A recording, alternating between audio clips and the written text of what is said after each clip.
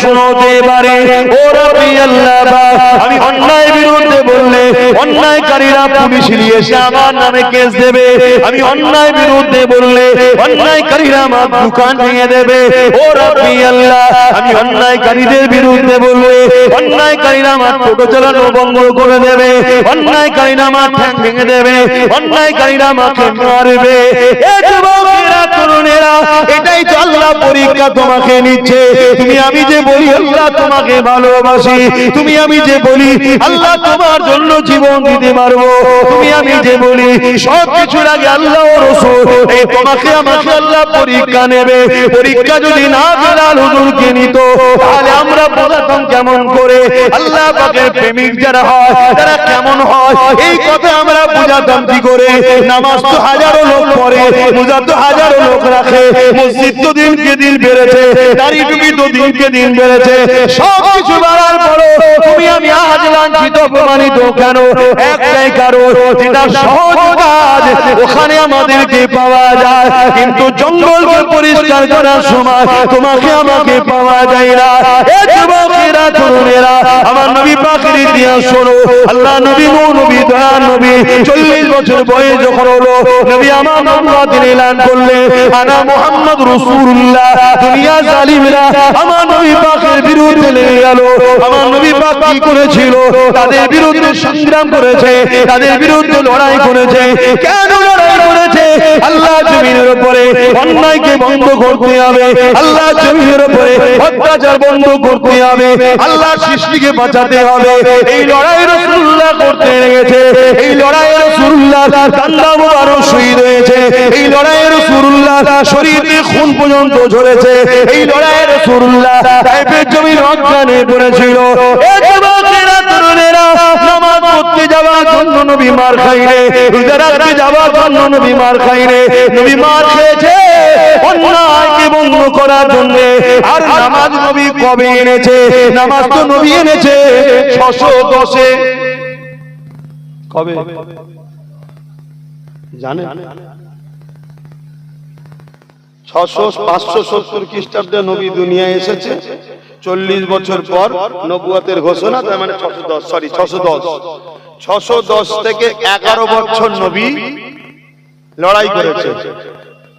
পৃথিবীর সমস্ত অন্যায়, অত্যাচার, জুলুম, খুন, খারাপি, দাঙ্গা, ফাসাদ, রাহাজানি বন্ধ করে পৃথিবীর মানুষকে শান্তি দিয়েছে, আজাদ দিয়েছে। তারপরে 11 বছর পর 621-এ আমার রাসূল মিরাজে গেছে, মিরাজ থেকে নামাজ এনেছে। নামাজ যেমন পড়তে হবে পড়ে, কিন্তু নামাজ পড়ে যদি কোনো জালিমের সঙ্গে সাবধান, মনে রাখবেন আমার আল্লাহ জালিমের সঙ্গে আপনার হাসর নাসর করবে। আর রাসূলুল্লাহর হাদিস, নামাজ পড়ো, যদি কেউ জালিমের সাথ দেয় আল্লাহ রাসূল বলছে সে ইসলাম থেকে বেরিয়ে যাবে।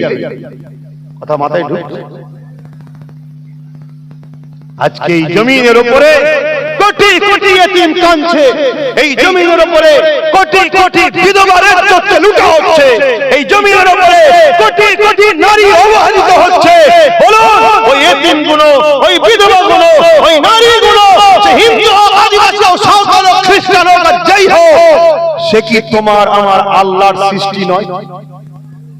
তুমি আল্লাহর সৃষ্টিকে যদি ভালোবাসো তবেই তো আল্লাহর রহমত তুমি পাবে। নামাজ তোমার আমার উপকার আছে, ব্যক্তি জীবনের কল্যাণ। রোজা তোমার আমার উপকার। যেমন মোবাইলে ভাইরাস ঢোকে, সারা 11 মাস খাওয়ার পরে সারা বছর খেয়ে শরীরে অনেক ব্যাড ব্যাকটেরিয়া ঢোকে, ব্যাড ভাইরাস ঢোকে। সেই গুণকে বাইর করার জন্য, শরীরকে আপডেট সুস্থ করার জন্য যেমন অ্যান্টিভাইরাস মারতে হয়, রোজা হলো আমাদের জন্য 1 মাস অ্যান্টিভাইরাস। আল্লাহ মেরে পুরো শরীরকে আপডেট করে ফ্রেশ আবার নতুন করে পাঠিয়ে দেয়। সরে বলুন সুবহানাল্লাহ। তাহলে রোজা তো আমাদের উপকার, কিন্তু রোজা রেখেছো সমাজের কি উপকার হয়েছে?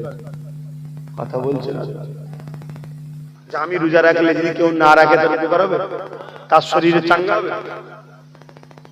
এটা যে রাখবে তার কল্যাণ, যে রাখবে তার উপকার। সমাজের কি উপকার হয়েছে বলো? কিন্তু এই সমাজ থেকে যদি ঘুষকে মুক্ত করা যেত, এই সমাজের হাজার হাজার বাপ আছে, মা আছে, গরিব মানুষ, ছেলেটা মেধাযুক্ত, তার পিছনে জমি জায়গা ঘরে বিক্রি করে তাকে পড়িয়েছে, স্বপ্ন আমার বাচ্চা বড় হবে, চাকরি পাবে, উপযুক্ত জায়গায় যাবে, আমরা দাঁড়িয়ে যাব, তার স্বপ্ন চুরমার হয়ে যাচ্ছে এই ঘুষের কারণে।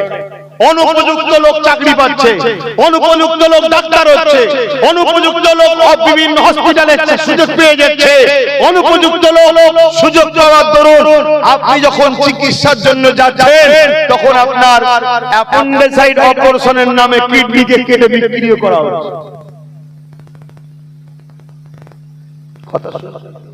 ভাবেন হুজুর এসেছে নামাজের কথা বলবে, এইটাই তো মরণ দশা হয়েছে, এইটাই মরণ দশা হয়েছে। এদের মাথায় হুজুর আসবে, নামাজ রোজা পড়বে, লাখটা বোতল থাকে ফুদেবে চলে যাবে। এসব কথা বুঝাবে কেন? পুরো পৃথিবীর বুকেই তোমাকে আখিরাতের কল্যাণ লুকিয়ে আছে। এই দুনিয়ায় তোমাকে এই বিষয়টার উপর নজর দিতে হবে। আল্লাহ নবী এই দুনিয়ার দুর্নীতিকে মিটিয়েছে, আল্লাহ নবী ঘুষ মুক্ত সমাজ করেছে। আর আজকে ঘুষ ছাড়া একটা কদম মানা যাচ্ছে না। আর ঘুষ এমন একটা মারাত্মক বিমার, এমন একটা মারাত্মক পাপ, এই ঘুষ যে সমাজে চলে ওই সমাজে আল্লাহ এমন মহামারী ব্যাধি পাঠায় যার ওষুধ সমাজ খুঁজে পায় না। শুনছেন তো? আপনি বলবেন আমি তো দিই না, আমি খাই না। না, আপনি দেন না, আপনি খান না, তো কি হয়েছে? এই সমাজে ঘুষ থাকলে ওই বিমারের শিকার আপনি হবেন। আমি আবার কি করলাম রে বাবা? না, সিস্টেম এমনই। শুধু অন্যায় করলে শাস্তি তা নয়, অন্যায় দেখে চুপ যারা থাকে তাদেরকেও আল্লাহ শাস্তি দেবে। আপনি জানেন হযরত নবী লূত আলাইহিস সালাম আল্লাহ বলেছিলেন ৮০,০০০ লোক মারবো, তার মধ্যে থেকে ৪০,০০০ লোক ভালো, ৪০,০০০ লোক খারাপ। হযরত নবী লূত আলাইহিস সালাম বললেন আল্লাহ খারাপ লোক কোন শাস্তি পাওয়ার যোগ্য, শাস্তি দেন, ভালো লোক কোনকে কেন মারবেন? আল্লাহ পাক বললেন খারাপ লোক কোনকে ভালো লোক কোন রোকে না কেন, ওই জন্য ওদেরকে মেরে দেব। শুনছেন বাপজানেরা? তাহলে আপনি আমি অন্যায় করিনি কি? আপনি অন্যায় করেন না, আমি করেছি, আপনি চুপ থাকলে আল্লাহ আপনাকেও মারবে, আমাকেও মারবে। কেন? আপনাকে আল্লাহ দুটো কাজ দিয়েছে, অন্যায় মিটাও, অন্যায় মিটাও, এটা কাজ। আর আজকে তুমি আমি খামোশ হয়ে যাওয়ার দরুন, তুমি আমি আল্লাহ ও রাসূল থেকে সরে যাওয়ার দরুন, তুমি আমি গান ফাংশন যাত্রা দুনিয়ার বিভিন্ন লোভ লালসায় জড়িয়ে থাকার দরুন আজকে জালিমরা মাথা তুলেছে। কখনো আমার বোরখা ধরে টানছে, কখনো কোন বোনের মুখে হিজাব থাকলে, নেকাব থাকলে, বিহারের একজন সিএম হওয়ার পরও সে নেকাবটা ধরে আমার বোনের টানছে। দেখছেন? জোরে বলো। এটা তাকে দেশ অধিকার দিয়েছে, সংবিধান অধিকার দিয়েছে। কেউ পুরো ঢেকে রাখতেও পারে, কেউ পুরো খুলেও থাকতে পারে, দেশ তাকে অধিকার দিয়েছে। আমরা সবাই রাজ্যের দেশের মধ্যে আছি, কিন্তু একটা রাজ্যের সিএম সে একজনের মুখের কাপড় ধরে নেকাব ধরে টানছে। এটা ভাবতে হবে জাতিকে। তোমার আমার ঘুমিয়ে থাকার দরুন তোমার আমার বোনের মুখের কাপড়কে প্রকাশ্যে একটা রাজ্যের সিএম ধরে টানছে, তাহলে আগামী দিনটা কি ভয়ানক দিন আসতে চলেছে। তুমি আমি জাগো। তোমার আমার বাংলাতেও অনেক স্কুলে হিজাব পরে যাওয়ার দরুন তোমার আমার বোনকে স্কুলে ঢুকতে দেওয়া হচ্ছে না। তোমার আমার বোনকে তারা উলঙ্গ দেখতে চাইছে, তারা তোমার আমার বোনকে কোরআন সুন্নাহ বিরোধী দেখতে চাইছে। তাহলে একদিকে কোরআন সুন্নাহ মানতে গেলে স্কুলে ঢুকতে পারবে না, আর স্কুলে ঢুকলে জান্নাতে যেতে পারবে না। এই বিছখানে দাঁড়িয়ে থেকে এই যুব সমাজকে প্রশ্ন করছি, দেশ যখন রাইট দিয়েছে যে যেভাবে থাকতে পারে, তাহলে এদের অধিকার কে দিল? তোমার আমার পছন্দের উপরে আঘাত দিবার একটাই কারণ, তুমি আমি ঘুমোচ্ছি তাই এরা এই অধিকারটা পেয়েছে। আমার কথা বুঝছো তো ভাইরা? আমার যুবকরা বুঝছো তো? আজ হয়তো আমার কথা পছন্দ না হতে পারে, কিন্তু মনে রেখে দিও গত ৮ বছর ধরে বলছিলাম যে তোমার আমার অকাপ যাচ্ছে। আজকে গেছে তো নাকি? আজকে বলে যাচ্ছি, যদি আজ না জাগো কাল তোমার স্ত্রী তোমার থাকবে না, কাল তোমার বেটি নিরাপদে থাকবে না, কাল তোমার বাচ্চা নিরাপদে থাকবে না, কাল তোমার বাচ্চাকে পড়তে পাঠাবে, সন্ধ্যায় খবর পাবে লাশ কোথায় পড়ে আছে, কাল তোমার মেয়েকে পড়তে পাঠাবে, সন্ধ্যায় খবর পাবে রেপ হয়ে পড়ে আছে। যদি আজ না যাবো, কেন জঙ্গল যখন সমাজে গুন্ডা রাজ শুরু হয়, তখন কিন্তু সেই গুন্ডা রাজকে মিটাতে যদি না পারো, তাহলে কিন্তু তার আগুনে তোমার আমার ঘরের বাচ্চাদেরকেও পুড়তে হবে। আজকে তোমার আমার ঘুমিয়ে থাকার দরুন আজকে এই ভারত পশ্চিম বাংলার তোমার আমার এই পাশে, এই কথা প্রায় বলেছি, আজও বলছি, অসুবিধা আছে? এই পাশে ভাটপাড়াতে বিজেপির নেতা অর্জুন সিং, সে বলছে ইসলামে নাকি রেপ করাটা খারাপ কাজ নয়। বলুন নাউজুবিল্লাহ। ইসলামে রেপ করা ভালো? এই ইসলামে রেপ করা ভালো? ইসলাম রেপ করতে বলেছে? তাহলে এই মেসেজটা তোমার আমার পিছনে কোটি কোটি অমুসলিম ভাইদের কাছে যাচ্ছে না, যায় না? বলো বলো বলো। যদি এর শাস্তি না হয়, তার মানে কথাটা বাস্তব প্রমাণ হলো। অন্যায় করলে তো শাস্তি হবে নাকি? আমার কথা মাথায় ঢুকছে তো নাকি? তাহলে কালকে তুমি যখন কোন জায়গায় খেলালে, কোন মুসলিম এলাকায় ঢুকবে, অমুসলিম এলাকায় ঢুকবে, কেরা নাই মুসলমান, ওদের মাথায় ঢুকবে এদের রেপ করা ভালো কাজ, এই এলাকায় খবর নাই মেরে মেরে মেরেই ফেলবে। শুনছেন তো নাকি? তুমি ট্রেনে উঠবে, কালকে লোক স্ট্রাইক করবে, এই মুসলমানদের ঘরে ট্রেনে উঠতে দেওয়া হবে না, এরা রেপ করে, এরা রেপ করা ভালো কাজে দেয়। এই কথা শুনছেন? তুমি জানো না তোমার পিছনে কি প্ল্যান হচ্ছে? সাপ দেখলেই মারো না মারো? জোরে বলো, সাপ দেখলে কি করো? বলো বলো। একটু সারা দিতে হবে, একা চিল্লালে হবে না। সাপ দেখলে কি করো? কেন মারো? এই বাচ্চাদের ঘরে জিজ্ঞেস করি কি করি? একটু একটু ছেলে জানিস মারতে হয়? তাহলে ছোট্টবেলা থেকে এদেরকে ব্রেনে ঢুকিয়েছি আমরা যে সাপ মারার জিনিস। কেন? ও ক্ষতিকারক। তাই তো এই দেখেন বাচ্চা কোনো বলছে মারি। তোমার আমার পিছনে কোটি কোটি লোককে ছোটবেলা থেকে ব্রেনে ঢুকানো হচ্ছে, আজ থেকে 60 70 80 বছর ধরে মুসলমান মানে এদেরকে মেরে দিতে হয়, এরা খারাপ জিনিস। না হয় 60 70 বছরে মুরব্বিকে টেনে ধরে গালে চড় মারে একটা মেয়ে, কেন মারছে? তার মেন্টালিটিতে সেটিং হয়েছে মুসলমানকে মেরে দিতে হয়, মুসলমানকে শেষ করে দিতে হয়। যেমন সাপ দেখলে মারতে হয় তোমার আমার ব্রেন, তেমন মুসলমানকে দেখে মারো। এই প্ল্যানটা তৈরি হচ্ছে, অলরেডি হয়ে গেছে।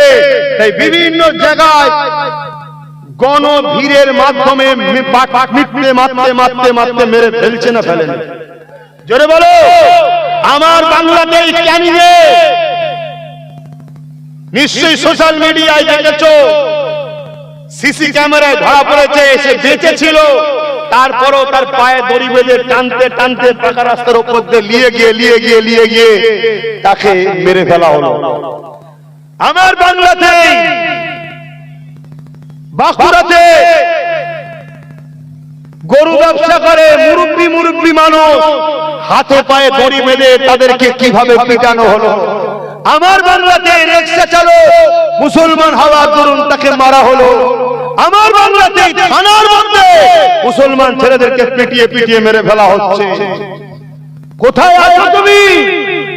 তাই বারবার বুঝিয়েছি, আজও বুঝাচ্ছি, এর জন্য দোষী যারা মারছে শুধু তারা নয়, তোমার আমার গাফলতি, তোমার আমার ঘুমিয়ে থাকা, তোমার আমার সজাগ না হওয়াটার জন্য দোষী। আমার কথায় একমত হতে পারছো তো নাকি? হোম মন দিয়ে শোনো, বোঝার চেষ্টা করো। আজকে অর্জুন সিং বলছে ইসলামে নাকি রেপ করাটা খারাপ কাজ নয়। ওর শেষ শাস্তি হয়েছে, ওর জেল হয়েছে। সরকার কে রয়েছে? ওদের পক্ষে না বিরুদ্ধে? জোরে বলো। সরকার তো বলছে বিজেপির বিরুদ্ধে। যদি বিজেপির বিরোধী হয়, তাহলে এই সুযোগকে ধরে জেলে ভরা দরকার ছিল না? ছিল না? এত লোক কেস করলো, তারপরও ধরলো? জোরে বলো। ধরে নে। অথচ নওশাদ সিদ্দিকীকে সরকার 42 দিন জেল খাটালো না? কারণ কি? দাড়িওয়ালা টুপিওয়ালা নেতা হবি? দাড়িওয়ালা টুপিওয়ালা নেতা হবি কি রে? যেমন আজকে সরকার বলছে ঘুগনি বিক্রি করে খা, এটা এমনি বলে, অ্যাকচুয়ালি বুঝাতে চেয়েছে অন্য জিনিস। তোরা আমার নেতা হবে কি রে? তোরা তো ঘুগনি বিক্রি করে খাওয়ালো, তোরা তো নিচুই বসালো। তাদের ঘরের ছেলে একটা বড় হচ্ছে, নেতা হতে যাচ্ছে, সমাজকে চালাবে বলছে, দেশকে চালাবে বলছে, রাজ্যকে চালাবে বলছে, তাকে ধরে 42 দিন ভরে রাখতে পারলো, তার কিছুই দোষ নেই, কোনো প্রমাণই হলো না দোষ। কোর্ট থেকে তাকে জামিন করে দিয়ে খালাস করে দেওয়া হলো। কিন্তু আজকে এত বড় একটা ধর্মের বিষয়ে সংবিধান বিরোধী একটা ভারতবর্ষের দ্বিতীয় বৃহত্তম ধর্ম মান্যওয়ালাদের মানুষ মুসলমান, ইসলাম এবং পশ্চিম বাংলায় মুসলমানরা যার সাথে, তারাই পশ্চিম বাংলার মসনদে বসে তাদের ধর্মের বিরুদ্ধে বিজেপি নেতা এত বড় কথা বললো, আমাদের রাজ্য সরকার তার বিরুদ্ধে কোনো ব্যবস্থা নিয়েছে? আর অথচ ওয়াকফ নিয়ে যাওয়ার আন্দোলন করতে, জামান মসজিদ ভাঙতে দিচ্ছি না, দেবো না, কেন্দ্রের কালা শাসন মানছি না, মানবো না, মুদি হাটাও, দেশ বাঁচাও, অমনি দেখবেন মমতার পুলিশ তুলে যাবে। আরে আমি মোদির বিরুদ্ধে বলছি, তুলে যাচ্ছিস কেন? বলছেন না, ওটা আমার দাদা হয়। শুধু বোকা আমরা রয়ে গেলাম, বাকি সবাই চালাক হয়ে গেছে, সবাই যে যার ঘর গুছিয়ে নিয়েছে, শুধু বোকা আমরা রয়ে গেলাম। আর এই বোকা এই জন্য হয়ে গেলাম কেন আমাদের কাছে আল্লাহ ও রাসূলের আগে এদের ঘরে প্রাধান্য দিয়ে ফেলেছি। এজন্য আল্লাহ ও রাসূল আমাদের থেকে মুখ ফিরিয়ে নিচ্ছে। কথা মাথায় ঢুকছে? এজন্য বুঝুন, এখনো সময় আছে। ইসলাম নারীদেরকে মর্যাদা দিয়েছে না দেয়নি? আমি তো চ্যালেঞ্জের সাথে বলছি, ইসলাম নারীদেরকে এত মর্যাদা দিয়েছে, ইসলামের মোকাবেলা যদি কেউ করতে চাও, একজন কেউ আসো, এসে বলো যে ইসলামের থেকে বেশি নারীদের মর্যাদা আমি দিয়েছি, আমরা দিয়েছি, দেখো। ইসলাম নারীকে এত মর্যাদা দিয়েছে, ইসলাম বলছে কেউ যদি নারীকে রেপ করে, তাকে গলা পর্যন্ত পুঁতে পাথর মারতে মারতে মেরে ফেলো। কেন? নারী হলো মায়ের জাত, যে পুরুষ মায়ের জাতকে সম্মান করতে জানে না, ও মানবরূপী পশু, পাগলা হয়ে গেছে, ওর বেঁচে থাকার এই সমাজে অধিকার নাই। এর নাম হলো ইসলাম। জোরে বলুন সুবহানাল্লাহ, আরো জোরে বলুন সুবহানাল্লাহ। আর যারা ইসলামের নামে মিথ্যাচার করছে, তাদের দলও অনেক নেতা আছে, তাকে যারা ধরছে না, রাজ্য সরকারও রেপিস্টদের বাঁচাবার জন্য সুপ্রিম কোর্টে কেস চালাচ্ছে। জানেন আপনারা? এই জানেন? কথা বলছেন না? মনে হলো হুজুর সব ঠিক আছে, এই সরকারের বিরুদ্ধে বলছেন কেন? এটা মনে হচ্ছে নাকি? সরকারের বিরুদ্ধে যদি বললে অসুবিধা হয়, তাহলে কোরআন শরীফ থেকে ফেরাউনের পাঠকে বাদ দিতে হবে, নমরুদের পাঠকে বাদ দিতে হবে। নাউযুবিল্লাহ, ফেরাউন, নমরুদ এগুলো সব রাজনীতির নেতা ছিল না? ছিল না? তাহলে তাদের বিরুদ্ধে তো বলা যাবে না? ও, তাদের বিরুদ্ধে খুব বলে। কিছু মৌলী সাহেব আছে, ক্যাঁ ক্যাঁ করে চিল্লাই ফেরাউনের বিরুদ্ধে, বলছি তো মরে গেছে, কিছু করতে পারবে না। এগুলো জেন্ত ফেরাউন, এদের বিরুদ্ধে বলিস নি, কেস হয়ে যাবে। বলতে তো এদের বিরুদ্ধেই হবে, তবেই তো কোরআন শিখিয়েছে আমাদের ঘরে। কোরআন তো আমাদের জন্য রাস্তা দেখাচ্ছে যে আগে এই ঘটনা ঘটেছে, আবার এজিদ আসবে, তোমরা যদি হোসাইনি হও এজিদের সাথ দিও না। আবার নমরুদ আসবে, তোমরা যদি ইব্রাহিমের সন্তান হও নমরুদের সাথ দিও না। আবার ফেরাউন আসবে, তোমরা যদি মুসাকে ভালোবাসো তাহলে ফেরাউনের সাথ দিও না। এই তো কথা। অথচ ইসলাম নারীদের ঘরে কত সম্মান দিয়েছে আল্লাহ নবী জানিয়ে দিলে, কারো ঘরে যদি একটা কন্যা সন্তান হয়, দুটো কন্যা সন্তান হয়, এই দুটো সন্তানকে যদি তার বাপ লালন পালন করে বিবাহটা দিয়ে দিতে পারে, মনে বেজার যদি না হয়, কন্যা বলে অবহেলা না করে, খুশি মনে নিয়ে গিয়ে রাখে লালন পালন করে, ওই দুই কন্যা যদি বিবাহ দিয়ে দিতে পারে, আল্লাহ রাসূল জানিয়ে দিয়েছে ওই দুই কন্যার আব্বাকে আমি রাসূল রাসূলুল্লাহ শাফাআত করিব। আল্লাহ নবী আরো জানিয়ে দিলে কারো ঘরে যদি একটা দুটো তিনটে কন্যা সন্তান হয়, ওই তিন কন্যার বাবা নারীগুলো পেয়ে যদি অশুভ মনে না করে, মন খারাপ না করে, নারীগুলোকে লালন পালন করে বিবাহ দিয়ে দিতে পারে। আমি রাসূলুল্লাহ জানিয়ে দিই ওই তিন কন্যার বাবা আর আমি রাসূলুল্লাহ আল্লাহর জান্নাতে দুটো আগুন তুলে দেখিয়েছে, পাশাপাশি থাকিব। এই কথা শুনে এক সাহাবী বলতে লাগলো, ইয়া রাসূলুল্লাহ হাবিবাল্লাহ, আমার তো একটি মাত্র কন্যা, হুজুর আমি এই নিয়ামত থেকে বঞ্চিত হয়ে গেলাম। আল্লাহ নবী বললেন, সাহাবী রে, ওই কন্যাকে ভালোবাসো, লালন পালন করে বড় করে বিবাহ দিয়ে দাও। আমি রাসূলুল্লাহ বলি, তোমারও শাফাআত আমি নবী করব।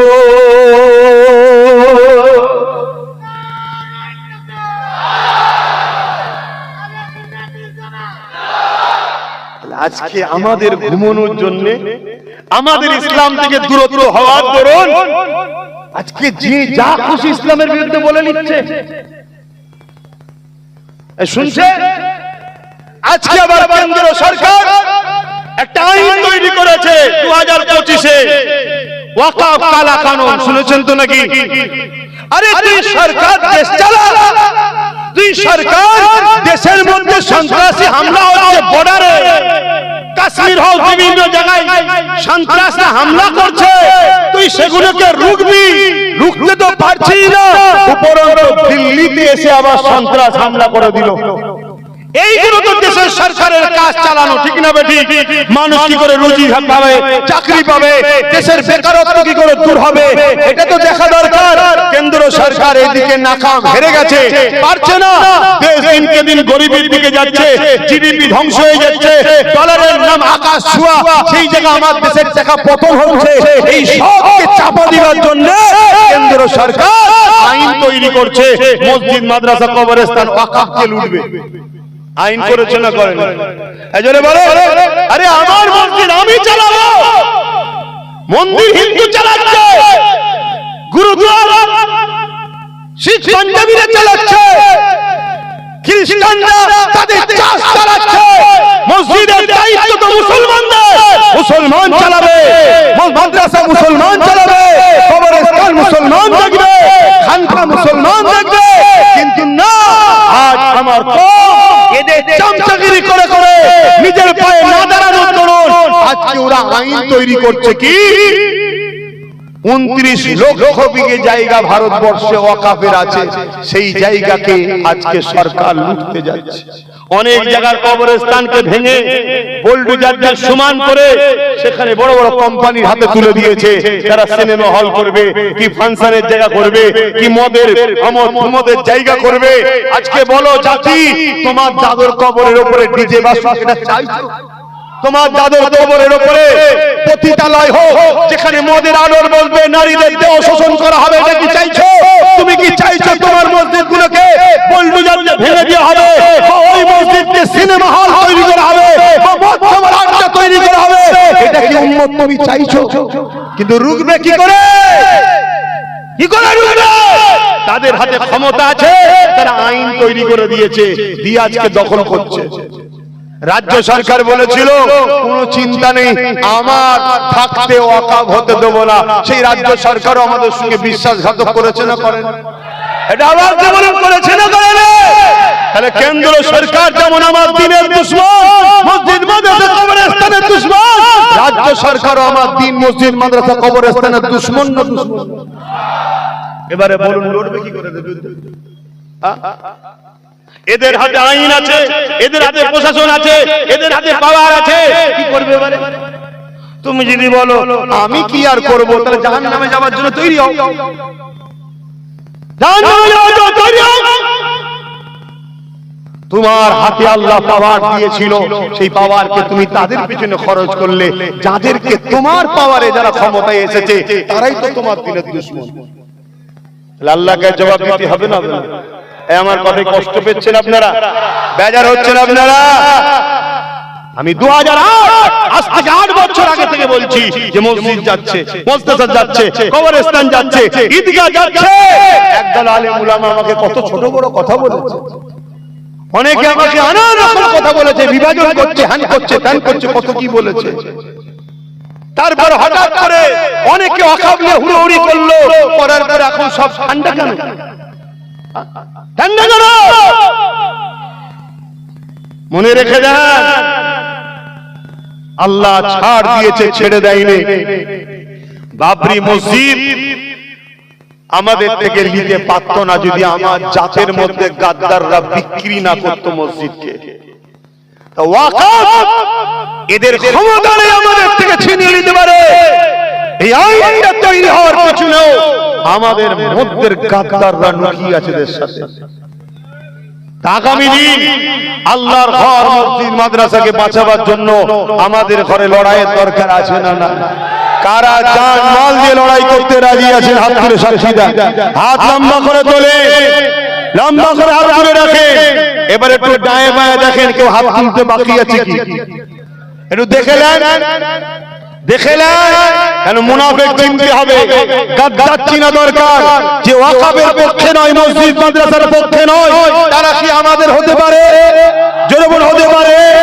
যে ওয়াকফের পক্ষে, মসজিদ মাদ্রাসার পক্ষে, তারা আমাদের, ঠিক না বেটি?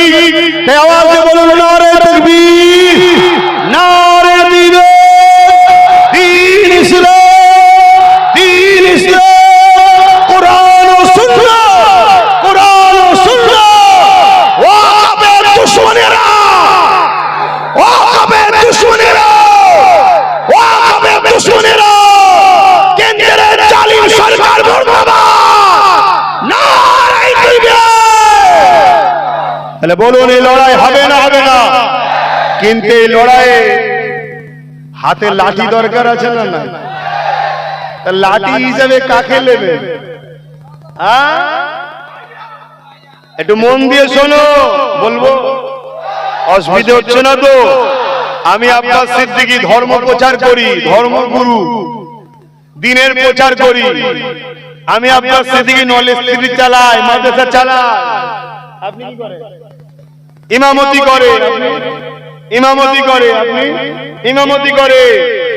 কিন্তু আমাদেরকে আপনারা মানেন না? মানেন না? আমি হুজুর নাই নেতা হতে পারিনি, ক্যান্ডিডেট, ইনি নাই ইমাম হচ্ছে না, উনি নাই হচ্ছে না, ইনি নাই হচ্ছে না। কিন্তু আমাদের কি দায়িত্ব নয় যে এই যুবক ছেলেগুলোকে বুঝানো যে বাবা তোরা দোয়াও করছিস, সাথেও আছিস? দরকার আছে না? নাই। আজকে যখন কেন্দ্র সরকার মাদ্রাসা মসজিদের দুশমন, রাজ্য সরকারও দুশমন না? দুশমন নয়? এই দুজনের বিরুদ্ধে লড়াই করে আর একজন নবী বংশের আওলাদ যখন ওয়াকফকে বাঁচাবার জন্য সুপ্রিম কোর্টে মামলা চালাচ্ছে, আজও যে তোমার কবরের স্থান রক্ষায় আছে, ওই তার মামলা চলছে, তাই সুপ্রিম কোর্টে এখনো কেসটা আছে, তাই এখনো লড়াইয়ের জায়গা রয়েছে।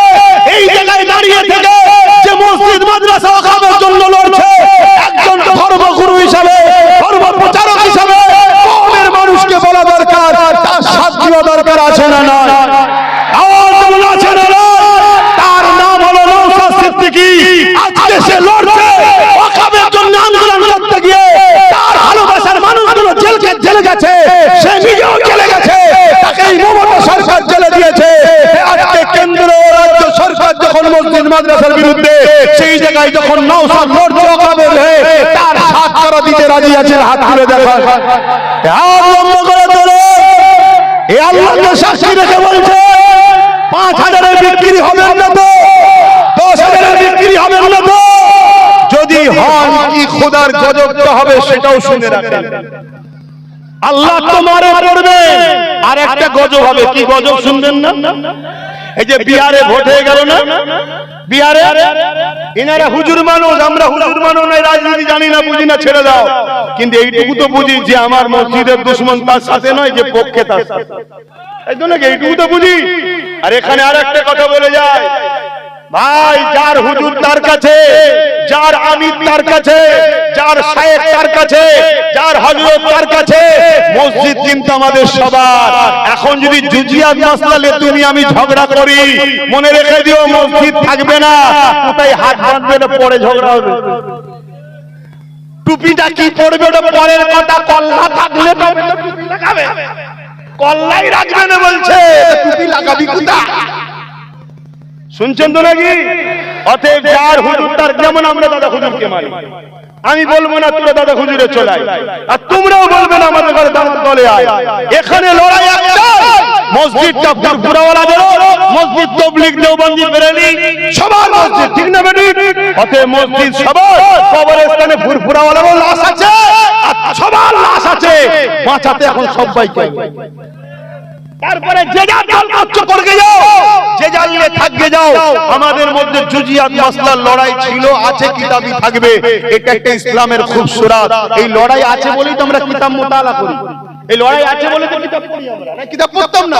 কথা মাথায় ঢুকছে না না? কিন্তু সেটা কিতাবই লড়াই, সেটা কিতাবই লড়াই। দাঁড়িয়ে সালাম না বসে সালাম, ওটা কিতাবই লড়াই। কিন্তু আমরা দাঁড়িয়ে দিই, বসে আলাদা ঘরে আহলে সুন্নাত ওয়াল জামাতরা ফতোয়া দেয় না, যারা বেঈমান হয়ে গেছে, ফতোয়া দিয়েছে না। কিন্তু এখন এই বসা দ্বারা লড়াই করতে গিয়ে নামাজ পড়ার জায়গা থাকবে না, কবরে স্থান দিতে পারবে না, মূল্য পোড়াতে হবে। এই জায়গায় দাঁড়িয়ে থেকে আমি নওশাদের পক্ষে সাথ দিয়েছি, আপনারাও দিচ্ছেন, এই কথা বলা কি অন্যায় করলাম? আমার আর একটা ভিডিও খুব বাজারে চলছে, আমি বলেছি মমতাকে ভোট দিলে ঈমান থাকবে না। শুনেছেন আপনারা? এই কেউ শুনেছেন কি? এটা নিয়ে খুব সমালোচনা হচ্ছে চারিদিকে। আবার একটা লোকে, একজন বয়স্ক মুরব্বীর সাথে আমার বক্তব্যটাকে কেটে সেটিং করেছে। তিনি বলছে ভোট দেওয়া যাবে, আর আমি বলছি দিলে ঈমান চলে যাবে। দিয়ে সমাজে ছড়াচ্ছে, কার কথা মানবো বলো? ও ভোজকে, ইনি মুরব্বী, কথা বুঝছেন? আমি মুরব্বীর জুতোকে মাথায় রাখি, কিন্তু মুরব্বী যেদিন কথা বলেছিল সেই দিন কিন্তু রাজ্য সরকার বিশ্বাসঘাতক করেনি। মুরব্বী যেদিন বলেছিল সেদিন রাজ্য সরকার বলেছিল 10,000 মাদ্রাসা দেবো, সেদিন বলেছিল ডবল ডবল চাকরি হবে, ফুরফুরায় রেল হবে, উন্নয়ন পরিষদ হবে। এই শুনছেন তো নাকি? কিন্তু মুখোশ খুলে যে এখন শয়তানের পেতনি মুখ বেরিয়ে পড়েছে। এখন মুরব্বী বলছে কি, জিজ্ঞেস করো। শুনছেন তো নাকি? শোনো, শরিয়াত কারো বাপের নয়, কোন পীর পীরজাদা আমির হযরত শায়েখের শরিয়াত নয়। শরিয়াত হলো আমিনা লালের। জোরে বলুন সুবহানাল্লাহ, আরো জোরে বলুন সুবহানাল্লাহ। ইসলাম দাঁড়িয়ে আছে দুটো জিনিসের উপরে, কিতাবুল্লাহ আর হাবিবুল্লাহ। কিতাবুল্লাহ আর হাবিবুল্লাহ, এই দুটো থেকেই রস বার হয়েছে ইজমা ও কিয়াস। কথা বুঝে আসছে? কিতাবুল্লাহ আর হাবিবুল্লাহ ছাড়া কারো কথা ইসলামে চলবে না, মনে থাকবে তো নাকি? কিন্তু মুরব্বী যখন বলেছিল তখন তো আমরাও ভালোবেসেছিলাম। এই যে এখানে বসে আছে, আজকে যারা বলছে যে না একে ভোট দেওয়া যাবে না, তারা এক সময় ভোট দিয়েছে। সত্যি করে বলেন, ভুল বলছি? দিয়েছে। তবে আমি, এত ভিড় আমার ঘাড়ে পড়ে যেতে কেন রে বাবা? মুরব্বী লোক আছে, শুনছেন তো নাকি? কথা বলতে না, একটু নামাজ হবে। তাহলে আমি কিন্তু কোনোদিন দিইনি, ভিন্ন কথা। কিন্তু কথা হচ্ছে, আজকে ধরুন একজন মুসলমান এসে আপনাকে সালাম দিল, আপনি উত্তর দেবেন? কথা বলেন, কালকে যদি সেই ইসলাম ছেড়ে দেয়, সালাম দেয় আর উত্তর দেবেন না? আজকে যখন সে বলেছিল ভালো কাজ করবো, আর করবো, হিংসা করবো, হুটা করবো, অন্যায় কি আছে রে বাবা? ভালো কিন্তু ভালো বলতে হবে। কিন্তু যখন তার পেতনি বেরিয়ে পড়েছে, আশ্বাস দিয়ে যাবে, কথা বলুন, দিয়ে যাবে, মাথায় রাখবেন। তা আমি এই জন্য বলেছিলাম, আচ্ছা আমি বলিনি, প্রথম কথা আমি বলেছি রাসূলুল্লাহর হাদিস বলেছি, একটু বলবো না থাকবে? 10 মিনিট বলি, কি বলছি? বলি নাকি? কারা কারা শুনতে চাইছেন একটু হাত তুলে সাক্ষী দেন, একটু মহব্বতের তাকবীর দেন। নারে তাকবীর, নারে দিবে, হাত তুলে বলুন লাব্বাইক। আপনারা বলবেন ইয়া রাসূলুল্লাহ, লাব্বাইক লাব্বাইক লাব্বাইক লাব্বাইক লাব্বাইক ইয়া রাসূলুল্লাহ। নারে দিবে, ভারতবর্ষ, পশ্চিম বাংলা, এটা আমাদের বাপের দেশ, কারো দয়াতে আমরা বেঁচে নাই। এটা আমাদের বাপ আদম আলাইহিস সালামের দেশ। জোরে বলুন সুবহানাল্লাহ। তো ভাইরা আমার, এটা বলবো, অ্যাকচুয়ালি রাসূলুল্লাহর হাদিস বলেছি, আল্লাহ নবী বলছেন, মন দিয়ে শোনেন, মুসলিম শরীফ। হাদিসটা কোথায়? কিছু বলছেন নাকি? কিছু বলবেন? 8:30 নামাজ, ঠিক আছে, অনেক টাইম তখন 8:30।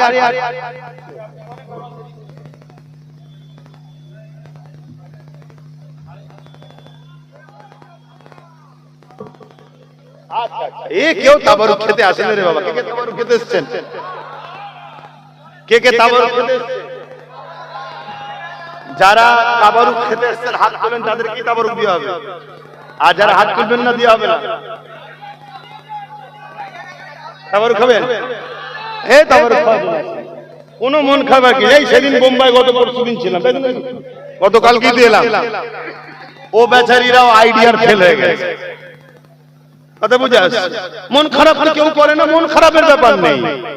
ও মোস্তফা জানে রহমতের গোলামকে দেখলেই এরা খুশি হয়ে যায়, আলহামদুলিল্লাহ। আর আমি তোমাদেরকেও বলে যাচ্ছি, নবীর গোলাম হও, নবীর গোলাম হও, নবীর গোলাম হও। নবীর গোলামের দাম বাড়ে কমে না, জোরে বলুন সুবহানাল্লাহ। যেদিন বেলাল হুজুর ইদর উদর বিক্রি হয়েছিল, যেদিন মোহাম্মদ রসুল বেলালকে খরিদ করলেন, সেদিন বেলাল কাবার মাথায় উঠে আজান দিবারও পাওয়ার পেল, জোরে বলুন সুবহানাল্লাহ। আরে 850 বছর হয়ে গেল, হিন্দুস্তানের বাদশাহ গরিবে নওয়াজ 800 বছর হয়ে গেল দুনিয়া থেকে আখিরাতের রাস্তায় রওনা দিয়েছে। আজও তার শান দেখো, আজও তার বস্তাই দেখো, নেতা কেতা মুসলিম অমুসলিম খেলোয়াড় থেকে শুরু করে কেউ বাদ দেয়নি। হাতটাকে আমার দেশের প্রধানমন্ত্রীও পার বছরে চাদর পাঠায়, বাবা তোফা পাঠালাম, একটাই কারণ মোহাম্মদ রসুলের গোলাম ছিল, জোরে বলুন সুবহানাল্লাহ। বাকি সব জায়গায় দাম কমে যায়, বুড়ো হলে দাম কমে যায়, খেলোয়াড় পুরাতন হলে দাম কমে যায়, গায়ক বয়স হলে গাইতে পারে না, দাম কমে যায়। একমাত্র রাসূলুল্লাহর গোলামের দাম বাড়ে। যত আলেমরা পুরাতন হয়, যে আলেমরা নবীর গোলাম যত পুরাতন হয়, আগে হাতে মুসাফা করতে, এখন কদম মুসিও করে। কেন? নবীর গোলামের বয়স বাড়ছে, বয়স বাড়লে দাম বাড়বে। তোমাদেরকেও বলবো, একটা জায়গা যেখানে গোলামি করাটাও নসিবের ব্যাপার, সবার কপালে হয় না। তো যাক, আমি কি বলেছিলাম একটু বলে যাই। মিসকাত শরীফের হাদিস মন দিয়ে শুনবেন, আমার রাসূলুল্লাহর কথা বলছি। উম্মত, পাপ করেছো, গুনাহ করেছো, দাড়ি ছেড়েছো, কনসার্ট করেছো, সিনেমা দেখেছো, যাত্রায় গেছো, ফাংশনে গেছো, আরো ইত্যাদি ইত্যাদি আরো পাপ করে ফেলেছো, মদ খেয়েছো, জিনা করেছো, এখনো দরজা খোলা আছে, তওবা করো, আল্লাহ মাফ করবেন, জোরে বলুন সুবহানাল্লাহ। কিন্তু মনে রেখে দিও, রাসূলের দ্বীনের যদি দুশমন হও বা দুশমনের শক্তিশালী করো, মাফ নাই। তার দলিলটা শুনুন। আল্লাহ রাসূল বললেন, মুসলিম শরীফের হাদিস, অন্যায় দেখলে হাত দিয়ে রোকো। বলুন, অন্যায় দেখলে হাত দিয়ে রোকো। যদি হাতে রুখতে না পারো, মুখ দিয়ে প্রতিবাদ করো। যদি মুখ দিয়ে প্রতিবাদ করতে না পারো, অন্তর থেকে ঘৃণা করে দূরে সরে যাও। আর অন্তর থেকে ঘৃণা করে দূরে সরে যাওয়ার নমুনাটা রাসূল বলছেন, বড় দুর্বল ঈমান। ঈমান আছে কিন্তু দুর্বল। শুনছেন? এই ক্যাটাগরির প্রথম স্তরের ঈমান কি? অন্যায় দেখলে হাত দিয়ে রোকো। আমাদের আল্লাহ হাতে পাওয়ার দিয়েছে না দেয়নি? এজরে বলে, আমরা যে কোনো সময় যে কোনো অন্যায়কারীকে চেঞ্জ করে দিতে পারি না, কিন্তু ঠিক জায়গায় যদি কাজে না লাগায়, আগামী দিন ওটা ওই পাওয়ারটা আল্লাহ কেড়ে নেবে না? জোরে বলুন। দুটো চোখ দিয়েছে আল্লাহ, দেখার পরেও যদি কানা হয়ে ঘোরো, এই চোখ আল্লাহ কেড়ে নিতে পারে না? তাহলে আল্লাহ একটা পাওয়ার দিয়েছে, সেই পাওয়ারকে কাজে লাগাচ্ছ না, তাহলে কেড়ে নিতে পারে না? জালিমের মাথায় বুদ্ধি দিবে, জালিম ডিভোটার করবে। কথা মাথায় ঢুকছো? হ্যাঁ, বুঝো। যেমন বিগত কোন সরকার বলেছিল মাদ্রাসায় জঙ্গি তৈরি হয়, আমরা তার জবাব দিয়েছি না দিইনি? জোরে বলে। হ্যাঁ, আমরা জবাব দিয়েছি, তাই আমাদেরকে ঘাবড়ে এখনো সম্মান করছে, ঠিক না? অতএব যে জুলুম করবে তাকে জবাব দিতে হবে। অন্যায় দেখলে হাত দিয়ে রোকো। যদি হাতে রুখতে না পারি, মুখ দিয়ে প্রতিবাদ করো। মুখ দিয়ে প্রতিবাদ করতে না পারে, অন্তর থেকে ঘৃণা করো। তা না করে কেউ যদি সেই জুলুমটাকে সাথ দেয়, তার ঈমান থাকবে? উদাহরণস্বরূপ, কেন্দ্র সরকার ওয়াকফ আইন করছে মসজিদ মাদ্রাসার পক্ষে না বিরুদ্ধে? এটা অন্যায় না অন্যায় নয়? তাহলে এর বিরুদ্ধে হাত দিয়ে লড়তে হবে না হবে না? যদি হাতে ক্ষমতা না থাকে মুখ দিয়ে প্রতিবাদের দরকার আছে না নাই? যদি মুখে না থাকে অন্তর থেকে ঘৃণা করে দূরে সরে যাওয়া দরকার আছে না নাই? তা না করে কোন মুসলমান যদি কেন্দ্র সরকারকে ভোট দেয় তার ঈমান আছে? আমি এটা প্রথম বলি, সেটাকে কেটে বাদ দিয়েছি, এটা দেয় না। কেন? চিটিংবাজরা আপনাদের কাছে আমাকে খারাপ করতে চাইছে, শুনছেন তো? আপনাদের কাছে প্রমাণ করতে চাইছে আব্বাস সিদ্দিকী বিজেপির বিরুদ্ধে নয়, বিজেপির পক্ষে। তাহলে এইটাতে দিলে তো প্রমাণ হয়ে যাবে আব্বাস তো প্রথম বিজেপির বিরুদ্ধে বলেছে। তাহলে ওটা দেয়নি, ওটাকে বাদ দিয়ে দিয়েছে। তারপরে আমি কি বলেছি? কেন্দ্র সরকারের বিরুদ্ধে লড়বো, আর রাজ্য সরকার বলবে দিল্লি চলে যাও। তাহলে রাজ্য সরকার অন্যায় করলো না ঠিক করলো? তাহলে এর বিরুদ্ধে হাত দিয়ে লড়তে হবে না হবে না? যদি হাত দিয়ে লড়তে না পারি তাহলে মুখ দিয়ে প্রতিবাদের দরকার আছে না নাই? তা না করতে পারে অন্তর থেকে ঘৃণার দরকার আছে না নাই? তা না করে কেউ যদি একেও ভোট দেয় ঈমান থাকবে? কেন এও মসজিদ মাদ্রাসার বিরুদ্ধে না বিরুদ্ধে না? বোলডুজার যে দুর্গাপুরে মাদ্রাসা ভেঙেছে না ভাঙেনি? রাজ্য সরকার বলেছে না বলেনি যে মসজিদ কি বলে রাস্তার কুকুরের বাচ্চাকে মিড ডে মিল দেবো, মাদ্রাসার বাচ্চাদেরকে মিড ডে মিল দেবো না? রাজ্য সরকার বলেছে না বলেনি? তাহলে মাদ্রাসার বাচ্চাদের ঘরে কুকুরের বাচ্চার থেকে যারা খারাপ নিচেই না ভাই, তারা অন্যায় করলো না ঠিক? রাসূলের হাদিস অন্যায় দেখলে হাত দিয়ে রোকো নাই, মুখ দিয়ে প্রতিবাদ করে না, অন্তর থেকে দূরে সরে গিয়ে করে সরে যাও। শুনছেন? রাজ্য সরকার বলেছে কোরআন শেষ হয়ে যাবে, আমার উন্নয়ন শেষ হবে, যে বলেছে না বলেনি? আপনারা কে কে মানেন কোরআন শেষ হয়ে যাবে? কোরআন শেষ হয়ে যাবে কেউ মানেন? এই জোরে বলেন কোরআন শেষ হবে। এ জাহান্নামী মরে কুকুর হয়ে ঢুকে যাবে, কিন্তু কোরআন শেষ, কোরআন শেষ। জোরে বলেন কোরআন শেষ। আল্লাহু আকবার। ভাইরা আমার, এ জিন্দেগি চিরস্থায়ী নয়, কোরআন চিরস্থায়ী। কোরআন হলো কালামুল্লাহ, আল্লাহর কথা। সেই আল্লাহর কথাকে যে শেষ হয়ে যাবে বলে তাকে ক্ষমা চাইতে হবে। যদি ক্ষমা না চায় তাকে যে সাপোর্ট করবে সে বেঈমান হয়ে যাবে, ঠিক না বেটা? আমি এই কথা বলেছি, আমি ভুল করেছি? তুমি মুসলমান দাবি করে মুনাফিক, তোমার মতো গাদ্দারদের জন্য আজকে আমার জাত মার খাচ্ছে। তোমাদের মধ্যে গাদ্দারদের জন্য আজকে ইমামদের সম্মান নাই, তোমাদের মতো গাদ্দারদের জন্য আজকে আমার কওমের বেটিদের ইজ্জত বাঁচছে না। শুনছেন না শুনেন? আমি এত কিছু বলেছি, বলার পরও আবার কি বলেছি? কেউ যদি মনে করে যে সবই বুঝলাম, বিজেপিকে রুখতে গেলে রাজ্য সরকারকে দরকার, এটাই তো রাজ্য সরকারের মাথা মানে আমাদের মাথায় ঢুকিয়ে দিয়েছে। রাজ্য সরকার বলেছিল না বিজেপিকে ফন্ডে নিয়ে এসে লড়বো, আনন্দবাজারে বলেছে না বলেনি? তার মানে বিজেপিকে বাংলায় এনেছে কে? ও নিজে স্বীকার করেছে না করেনি? এটা তো তার কথা, আমার কথা। রাজ্য সরকার বলেছে বিজেপি খারাপ, আরএসএস ভালো, বলেছে না বলেনি? আর আরএসএস ভালো। রাজ্য সরকার এই জন্য তো করিয়ে মুসলমানকে গোলাম বানাচ্ছে বিজেপির ভয় দেখিয়ে। শুনছেন না শুনেন? কথা শুনছেন? আজকে বলো, এর পরও আমি কি বলেছি সেটাও শুনে রেখে দাও। এর পরও বলেছি যদি মনে হয় একে দরকার, একে প্রথম যে ক্ষমা চাইতে বল। শুনছেন তো নাকি? কি বলেছি? ক্ষমা চাইতে হবে। আর শুধু ক্ষমা চাইলে হবে না, ক্ষমা চাওয়ার পর আমরা বোকা সরল মানুষ হয়তো সাথ দিয়ে দেবো, এসে 5 বছরে আরো অনেক ক্ষতি করতে পারে না পারে না। এজন্য ক্ষমাও যেমন চাইতে হবে, একটা পায়া ভাগও দিতে হবে।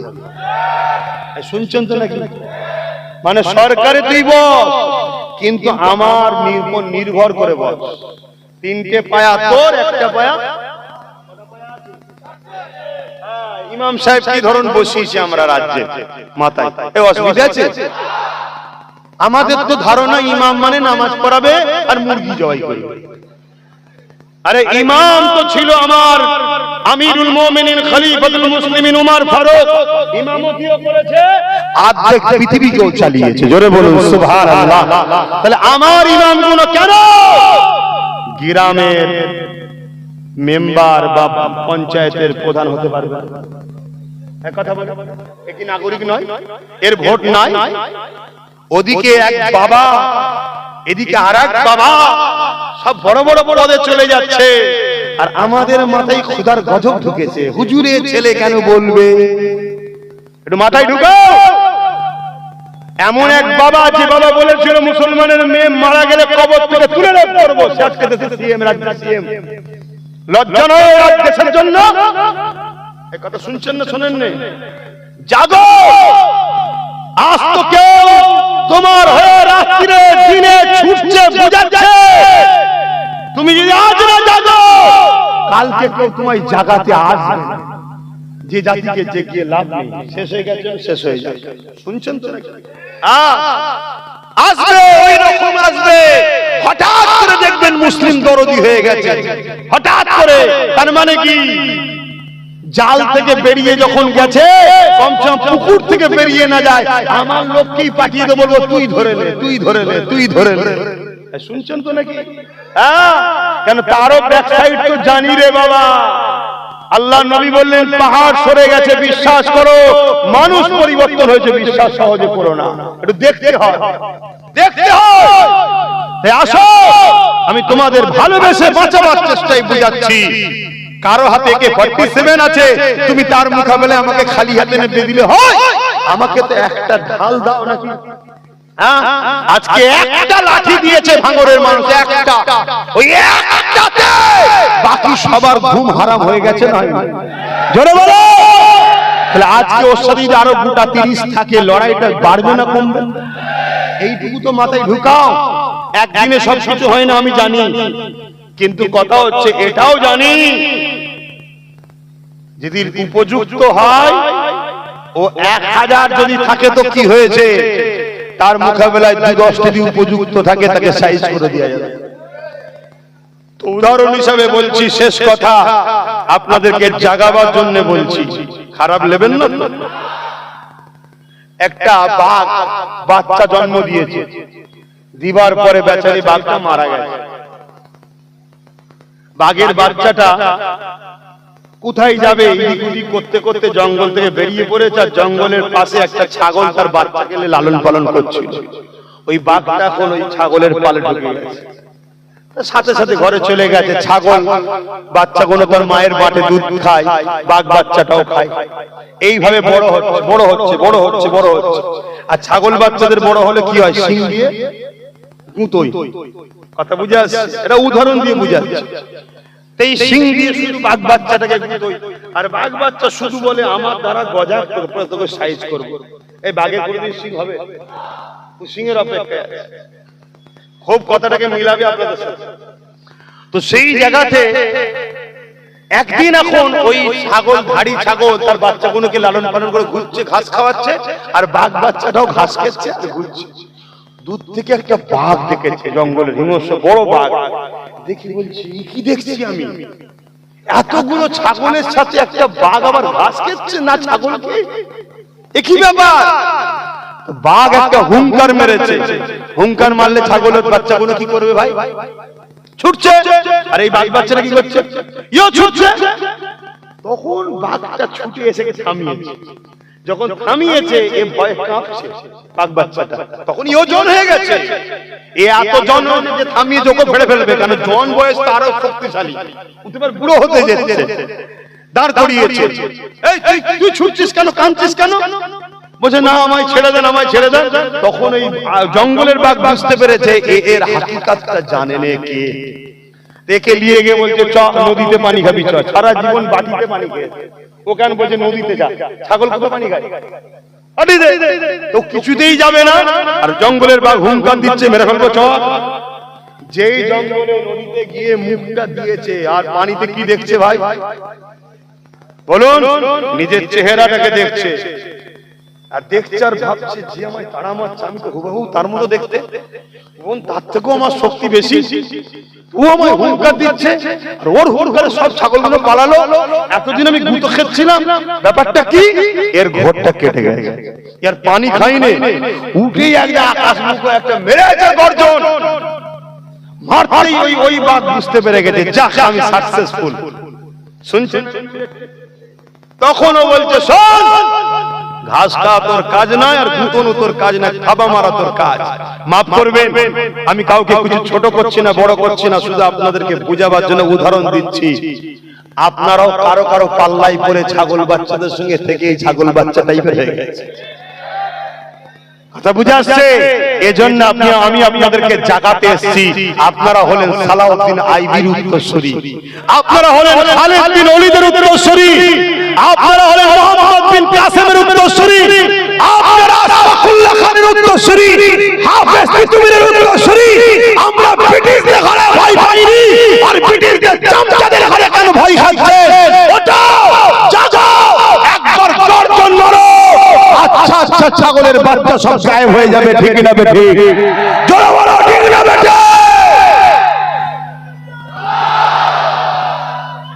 আল্লাহু আকবার। অতএব ডায়ে নয়, বায়ে নয়, সামনে নয়, পিছনে নয়, একটাই মকসদ তৈরি করো। ভাই বলে মানেন তো? ছেলে বলে মানেন তো? একটাই মকসদ তৈরি করো। কোনো কিছু বুঝি না। নবী ঘরের ছেলে দাদা পীরের আওলাদ যখন নেবেছে দেশ সেবা করতে, রাজ্য মাস সেবা করতে, সর্বধর্মের গরিবের হয়ে কথা বলছে না, বলেনি?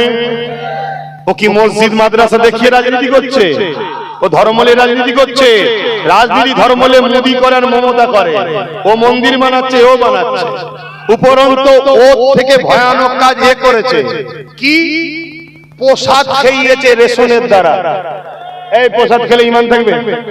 প্রসাদটা আমার অন্য ভাইদের কাছে পছন্দের, আমাদের কাছে তো পছন্দ নয়। যেমন গরুর গোশত আমাদের পছন্দ, অন্য ভাইদের কাছে পছন্দ। তাহলে তাকে কি আমার উচিত হবে নুকি খাওয়ানো? তাহলে এত বড় অন্যায় করেছে না করেনি?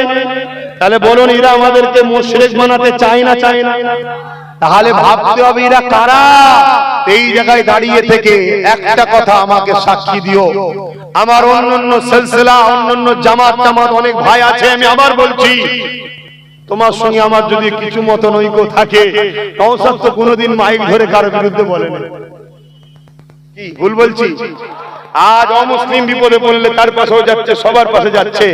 আমি একটাই তোমাদের কথা বলবো, বাঁচার স্বার্থে, মসজিদ বাঁচাবার স্বার্থে, অধিকার পাওয়ার স্বার্থে কোনো কারো কথা নয়, ডায়ে বায়ে কারো দিকে নয়, নওশাদের সাথ তোমাদেরকে দিতে হবে। কারা দিতে চাও আরো একবার সাক্ষী দাও। কথা ঠিক তো নাকি? এখন কারো মাথায় ঢুকছে না তো, হুজুর এই সর্বনাশ, আপনি জলসায় এসে হিসাব করছেন কেন? মাথায় ঢুকছে? যদি ঢোকে, ওষুধ আছে আমার কাছে। মাথায় ঢুকছে? যদি কারো মাথায় ঢোকে, তাকে আগে ডিউটি দিচ্ছি। মমতাকে যে বলকে যাও, মোদিকে যে বলকে যাও যে রাজনীতি করছো তো ধর্মের পিছনে লেগেছো কেন? আগে ওদেরকে যে বলো, যখন রাজনীতির নেতারা আমার মসজিদে হাত দেবে, রাজনীতির নেতারা আমার কবরস্থান, মাদ্রাসা, ঈদগাহে হাত দেবে, রাজনীতির নেতারা যখন আমার ওয়াকফে হাত দেবে, তখন আলেম উলামা, পীর পীরজাদাদের দায়িত্ব তাদের রাজনীতিতে হাত দেওয়া। তবেই তারা চিৎকার চেঁচামেচি করবে যে হুজুর মানুষ, মৌলভী সাহেব মানুষ এখানে কেন? তখন আমরা বলবো, তোর ডিউটি তুই কর, আমার মসজিদের ইমামতি আমি করি। ঠিক তো নাকি?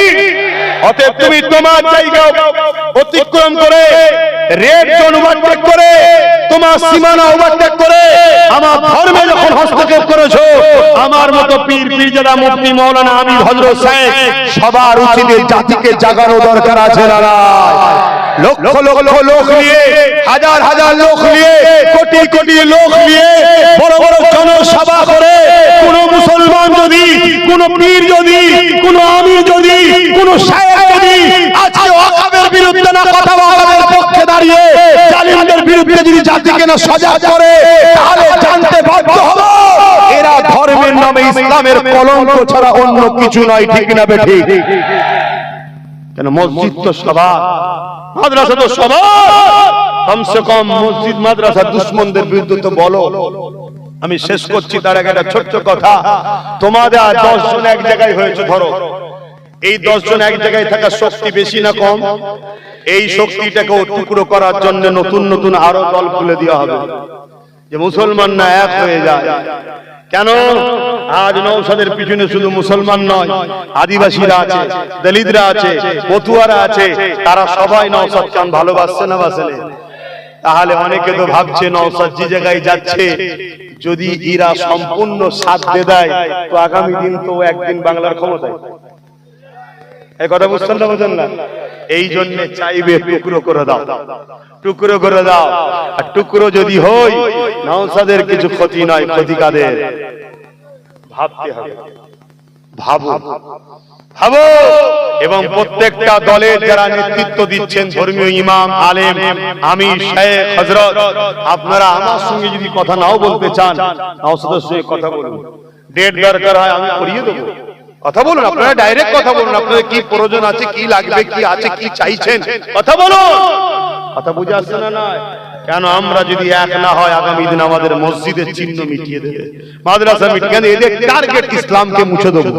কথা বুঝে আসছে না? না এই জন্য কথা কোনো বললাম। কেউ কথা কষ্ট পেলেন, কেউ ব্যথা পেলেন? এখন আমার শেষ কথা, একটুখানি সালাম দেবো, সালাম দেবো। আমরা দাঁড়িয়ে দিই, কেউ যদি বসে দেয় তার বিরুদ্ধে আমরা ফতোয়া দিই না। শুনছেন তো নাকি? এটা প্রেমের ব্যাপার, এটা মশলার ব্যাপার নয়। এ নবী সালাম।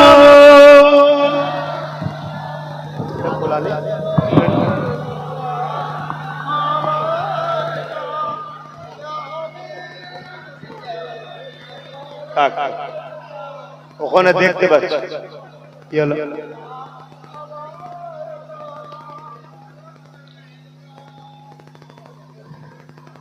তাহলে বাপেরা, নওজওয়ানেরা মনে রেখে দিও, নামাজ যেমন আল্লাহ পাক পড়তে বলেছে, রোজা যেমন আল্লাহ পাক রাখতে বলেছে, মালদাদের যাকাত যেমন আল্লাহ দিতে বলেছে, মালদাদের হজ যেমন আল্লাহ করতে বলেছে, মনে রাখবে এগুলো তোমার আমার ব্যক্তি জীবনের কল্যাণ। এ উম্মতে মুহাম্মাদি, আল্লাহ তোমাকে আমাকে দুটো কাজ দিয়েছে। কুনতুম খায়রা উম্মাতিন উখরিজাত লিন-নাস তা'মুরুনা বিল মারুফ ওয়া তানহাউনা আনিল মুনকার। হে উম্মতে মুহাম্মাদি, আল্লাহ তোমাকে আমাকে শ্রেষ্ঠ উম্মত করেছে। কেন শ্রেষ্ঠ উম্মত? আল্লাহ তোমাকে আমাকে দুটো কাজ দিয়েছে। কি দুটো কাজ দিয়েছে? অন্যায়কে আল্লাহ জমিনের উপরে মিটিয়ে দাও, ন্যায়কে জমিনের উপরে প্রতিষ্ঠিত করো, অর্থাৎ জমিনের উপরে জুলুমকে মিটিয়ে দাও, জমিনের উপরে হিংসাকে মিটিয়ে দাও, জমিনের উপরে খুনকে মিটিয়ে দাও, জমিনের উপরে ধর্ষণকে বন্ধ করে দাও, জমিনকে নেশা মুক্ত করো, জমিনকে অত্যাচার মুক্ত করো, জমিনের এতিমদের খানার ব্যবস্থা করো, জমিনে অসহায়দেরকে আশ্রয় দাও, জমিনে বিধবাদেরকে মর্যাদা দাও, তাদের অধিকার দাও। এ যুবকেরা, তরুণীরা, বাপেরা, এই জমিনে কিছু মানুষ রয়েছে যারা গরিবদেরকে গোলাম বানাতে চায়, দাসী বানাতে চায়, বিধবাদেরকে এমন করে বঞ্চিত করতে চায়, এতিমদের উপরে জুলুম করতে চায়। এক কথায় তাদের না ধারণা হলো গরিবের বাঁচার কোনো অধিকার নাই, তারা ইসলামের মূলত বিরোধী করে। কিন্তু তুমি আমি যদি রাসূলুল্লাহর প্রকৃত প্রেমিক হই, তাহলে তোমার আমার দায়িত্ব রাসূলুল্লাহ সুন্নাতকে পালন করা। আল্লাহ নবীর সুন্নাত ছিল, নবী আমার জালিমদের বিরুদ্ধে লড়াই করেছে, গরিব দুঃখী অসহায়দের পক্ষে দাঁড়িয়ে। আরো জোরে বলুন সুবহান। ইসলাম নামাজও দিয়েছে, ইসলাম খোদার পক্ষে খানা খাওয়াবারও কথা বলেছে। এই শুনছেন তো নাকি?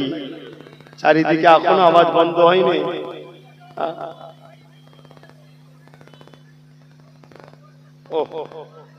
মানুষের ভিড়ে গরম হয়ে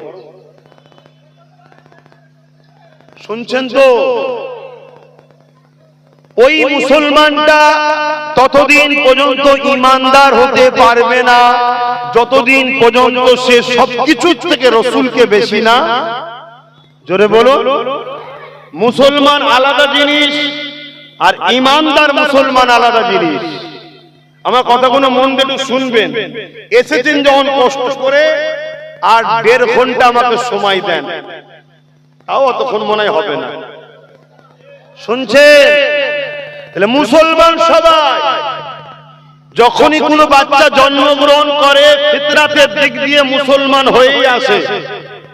যারা উলামা ভাই আছে তারা ভালোভাবে জানে, এটা শুনে রাখেন। আজকে প্রত্যেকটা শিশু যখন জন্ম হয় ফিতরাতের দিক দিয়ে মুসলমান হয়ে জন্ম হয়। মুসলমান তো সবাই, কিন্তু মুসলমানের মধ্যে তিনটে কোয়ালিটিতে ভাগ হয়ে যায়। এক নম্বর মুসলমান ইমানদার মুমিন মুসলমান। দ্বিতীয় কোয়ালিটি মুনাফিক মুসলমান। তৃতীয় গায়ের মুসলমান। মুসলমান সবাই, শুনছেন তো নাকি? মুমিন মুসলমানকে যে মুসলমান দুনিয়ায় এসে এই অন্তরে একটা স্ট্যাম্প লাগায়, ওই স্ট্যাম্পটা কি? লা ইলাহা ইল্লাল্লাহ মুহাম্মাদুর রাসূলুল্লাহ, আল্লাহ के सिवा दूसरा कोई माबूद ही नहीं, अल्लाह के सिवा दूसरा कोई माबूद ही नहीं। একমাত্র মালিক মাবুদ হলেন একজন আল্লাহ, এটা এখান থেকে বিশ্বাস করে নিওয়া। দ্বিতীয় নম্বর হলো মুহাম্মদ রাসূলুল্লাহকে রাসূল জেনে জানের থেকে বেশি ভালোবেসে আদবের সঙ্গে এখান থেকে মেনে নেওয়া। এই ইসলামটা যে লাগায় সে জান্নাতে যাওয়ার ভিসা পেল।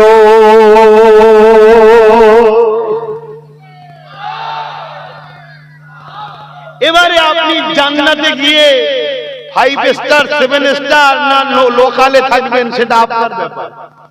যত আমল করবেন জান্নাতে মাকাম বাড়বে, যত নামাজ বেশি জান্নাতে উঁচু বেশি, রোজা বেশি জান্নাতে মাকাম বেশি। শুনছেন তো নাকি? সব জান্নাত এক হবে না রে বাবা। তুমি আমিও ইনশাআল্লাহ জান্নাতে যাব, বলো ইনশাআল্লাহ। অসুবিধা আছে? আল্লাহ বলেছে যে আমার উপরে আশা করে আমি তাকে নিরাশ করি, তাহলে আশা করবে না কেন? বলো ইনশাআল্লাহ জান্নাতে যাব। কিন্তু খাজা হুজুরও জান্নাতে যাবে, এক ক্যাটাগরি হবে মনে হয়। এইটা তো মাথায় রাখা দরকার। তিনি কত ভিআইপি, হ্যাঁ? তার জন্যই ভারতবর্ষে ইসলাম এসেছে। তাহলে এক হয়, আর আমাদের জন্য ইসলামের ক্ষতি হচ্ছে, তাহলে কি করে এক হয়?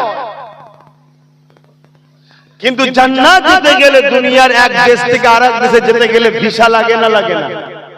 যত বড়ই ভিআইপি হোক ভিসা লাগবে না লাগবে না? এই মানুষটা হলো পাসপোর্ট, দুনিয়াটা হলো ভিসা অফিস।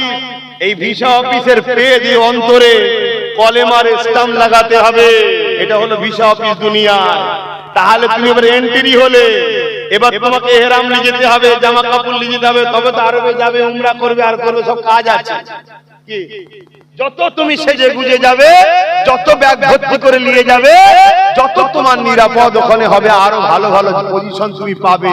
ডলার থেকে বা রিয়াল যত বেশি নিয়ে যাবে তত বেশি তুমি কেনাকাটা করতে পারবে। বুঝাবার জন্য বলছি।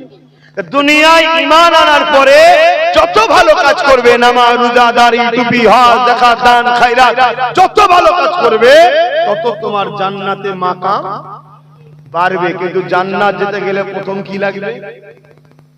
ঈমান। ঈমান ঈমান ঈমান কি?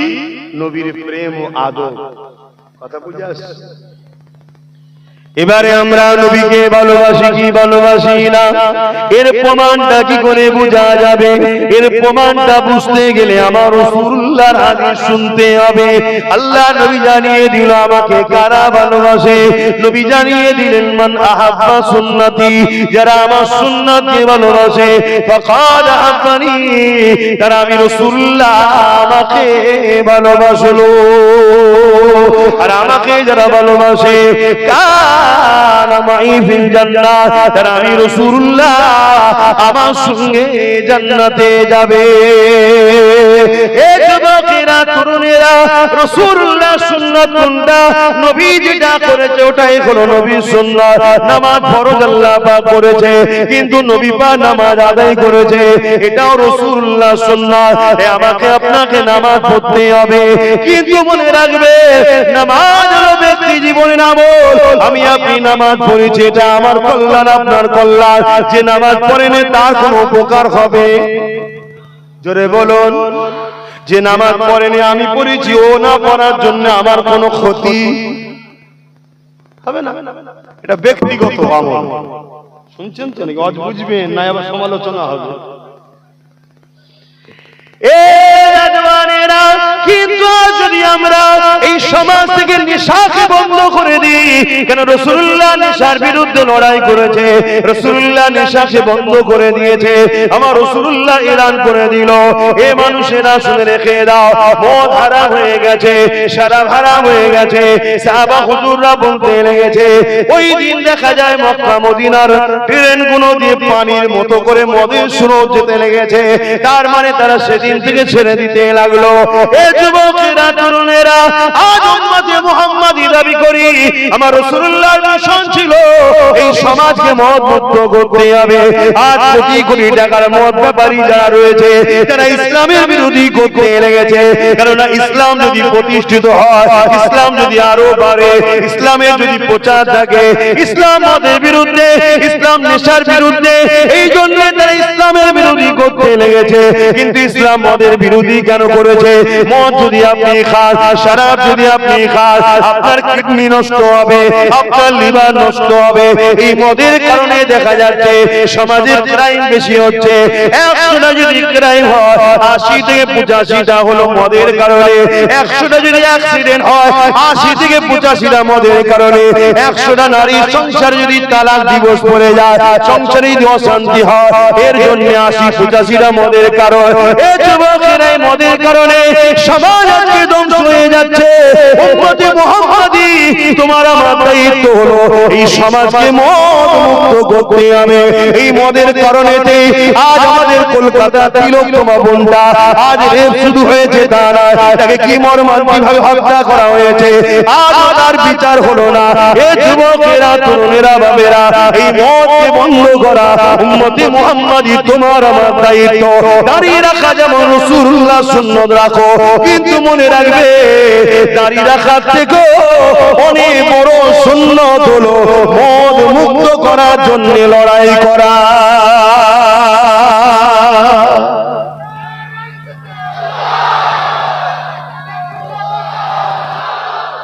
শুনছেন তো? হ্যাঁ, তাহলে প্রত্যেকটা জায়গা থেকে এই আওয়াজ উঠা দরকার। মদ মুক্ত বাংলা চাই, মদ মুক্ত ভারত চাই, মদ মুক্ত বাংলা চাই, মদ মুক্ত ভারত চাই। কারণ এটা আমার মাতৃভূমি। রাসূল কিনার মাতৃভূমিকে ভালোবেসেছে। মক্কা ছিল রাসূলুল্লাহর মাতৃভূমি, আমাদের মাতৃভূমি ভারতবর্ষ। তাহলে এই ভারতকে মদ মুক্ত করতে হবে, বাংলাকে মদ মুক্ত করতে হবে। এই নিয়ে আওয়াজ শুধু নয়, এই নিয়ে আমাদের চেষ্টা, এই নিয়ে আমাদের সংগ্রাম, এই নিয়ে আমাদের লড়াই দরকার আছে না? হাত তুলে বলা আছে না? লম্বা করে বলা আছে না?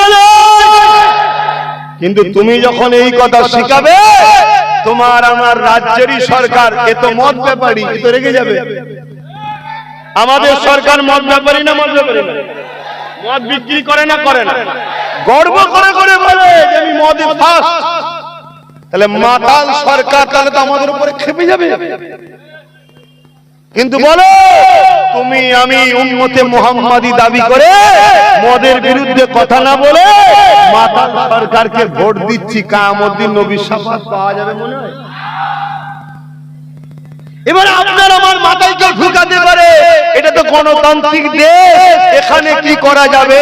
অ্যাকচুয়ালি ব্যাপারটা হলো তারাও সংবিধান পড়ে না আর আপনার সংবিধান জানা নাই। শোনেন, আমি গর্ব করে বলছি আমি ভারতীয়, আমি গর্ব করে বলছি আমার সংবিধানকে আমি ভালোবাসি। কেন? আমার সংবিধান নেশার বিরুদ্ধে। বলুন আলহামদুলিল্লাহ। তাহলে এমন একটা দেশে আমরা বসবাস করছি যে দেশে আমার কোরআন মদের বিরুদ্ধে, আমার রাসূল মদের বিরুদ্ধে, আমার দেশের সংবিধানটা নেশা মদের বিরুদ্ধে। তাহলে মদ বন্ধ হওয়া দরকার আছে না? কিন্তু মদটা বন্ধ করতে গেলে হুজুর শুধু ওয়াজ করলে হবে? এখান থেকে ফু দিলে মদ বন্ধ হয়ে যাবে? তার জন্য তাহলে আমাদেরকে তৈরি হতে হবে। আমরা সেই লোকের পাশে দাঁড়াবো, সেই রকম লোক তৈরি করব, তাদের পিছনে সাপোর্ট করে আমরা পাঠাবো, যা আইনের ঘরে যা, ওইখানে গিয়ে বিল পাস কর, মদ মুক্ত বাংলা চাই। এই কথা বুঝে আসছে না? এই কথা কাজটা করা বা এই কথাটা বলা কি আপনার সিদ্দিকীর ভুল? কথা বলেন, আওয়াজ দেন ভূত। হ্যাঁ, আজকে অনেক হাজি সাহেব আছে আমার কওমের দাবিদার, নাউজুবিল্লাহ, রাত্রিরে কালকে আজকে রাত্রিরে বাড়ি বাড়ি মদ শুনছেন? হ্যাঁ, আপনাদের আশপাশেও আছে। আপনি আমাকে শুধু হুজুর ভাবছেন কেন? আমি আরো কিছু জানেন না তো আপনারা? কথা বুঝে আসছে না? না তাহলে বলুন, আমার ধর্মের ক্ষতি অন্যজনরা করার সাহস পেচ্ছে কেন? আমার মধ্যে গাদ্দার ঢুকেছে। যেদিন আমাদের সংখ্যা কম ছিল সেদিন বিজয় আমরা লাভ করতাম। আজকে সংখ্যা আমাদের বেড়েছে, আজ আমরা চতুর্দিকে অপমানিত, লাঞ্ছিত, মার খাচ্ছি। কারণ কি? যেদিন সংখ্যা কম ছিল সেদিন আমাদের মধ্যে গাদ্দার ছিল না, আর সংখ্যা বেড়েছে আমাদের মধ্যে গাদ্দার ঢুকে গেছে।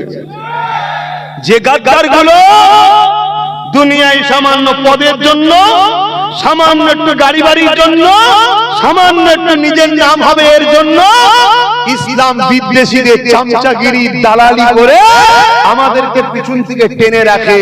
যদি আমার ছেলে উঠতে চায়, আমার ঘর থেকে কেউ একটু বেরোতে চায়, আমার ঘর থেকে কেউ যদি দাঁড়াতে চায়, তাকে পিছন থেকে টেনে নেয়, হুমকি দেয়, চমকায়, মারে, ধরে। এগুলো হলো আমার জাতের মধ্যে গাদ্দার। কথা মাথায় ঢুকছে না? ঢুকছে না? আজকে সবাই জানে, কিন্তু বড় দুঃখের বিষয়, কে গাদ্দার কে মুনাফিক চিনতে হবে আমাদেরকে। দ্বিতীয় নম্বর, কারো হুমকি চমকানো দেখে ঘাবড়ে গেলে তোমার আমার বাচ্চা কোনো, তাহলে কিন্তু চোখ থাকতো কানা, মুখ থাকতো বুবা, কান থাকতো কালা হয়ে যাবে। কথা শুনছেন? আর আমার আল্লাহ আমাদেরকে যে দুটো কাজ দিয়েছে, ওই দুটো কাজ যদি না করি আল্লাহ ছেড়ে দেবে? আল্লাহ কাজ দিয়েছে তো, অন্যায়কে মিটাও, ন্যায়কে প্রতিষ্ঠিত করো। এবারে একটা বাদরো আলাইনা মিন শানিয়াতিল ওয়াদা وجب الشكر علينا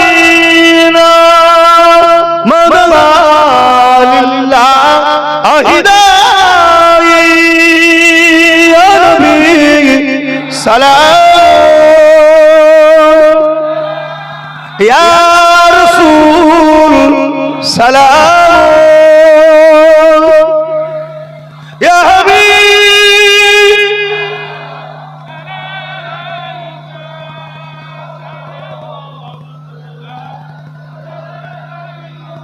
একটা কথা বলে পড়ে যেটা বলে দিনে ভুলে যাব, চঞ্চল বেরেন তো, অনেক দায়িত্ব। আমি নলেজ সিটিতে স্কুল চালাচ্ছি, আপনারা নিশ্চয়ই জানেন। এতিম যদি কোনো বাচ্চা থাকে আমার সঙ্গে যোগাযোগ করান, তাদের সম্পূর্ণ থাকা, খাওয়া, পড়া ফ্রি। তবে এটা মাদ্রাসা না, এটা জেনারেল লাইনের শিক্ষা, মডেল এবিএস মডেল স্কুল। কথা বুঝে আসছে? আমাদের আলেম দরকার, হাফেজ দরকার, কিন্তু সব আলেম হবে?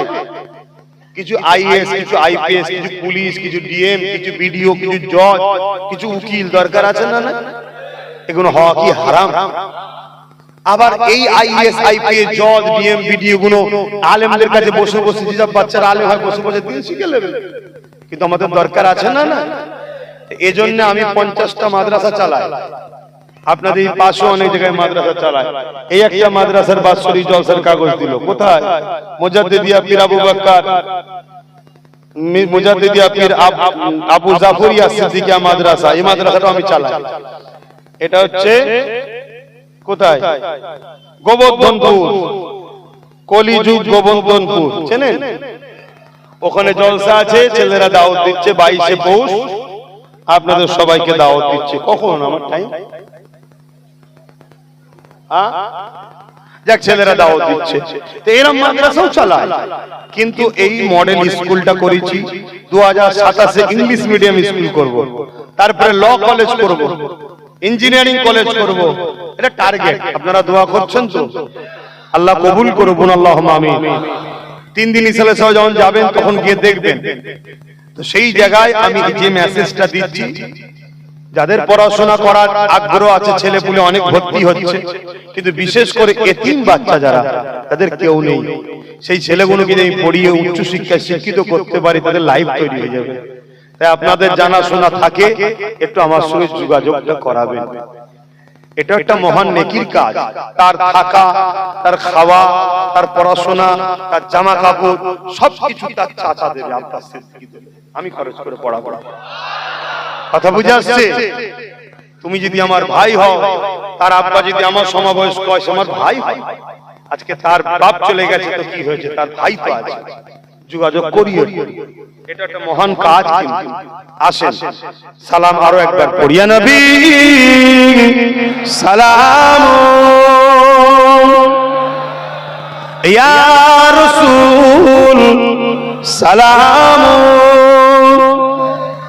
ইয়া হাবিব সালাম সালাওয়াতুল্লাহ। আসেন গায়ে গায়ে বসেন, দোয়া চাওয়া হবে, নামাজের ব্যাপার আছে, সকলে বসেন। বালাগাল উলা বিকামালিহি কাযা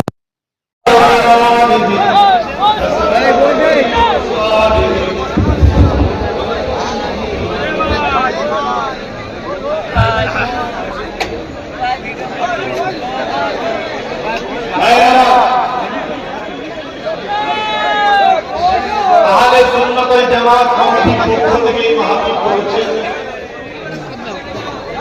আপনাদের জন্য কি তাবারুক করেছে, সে তাবারুক তো দিতে থাকবে।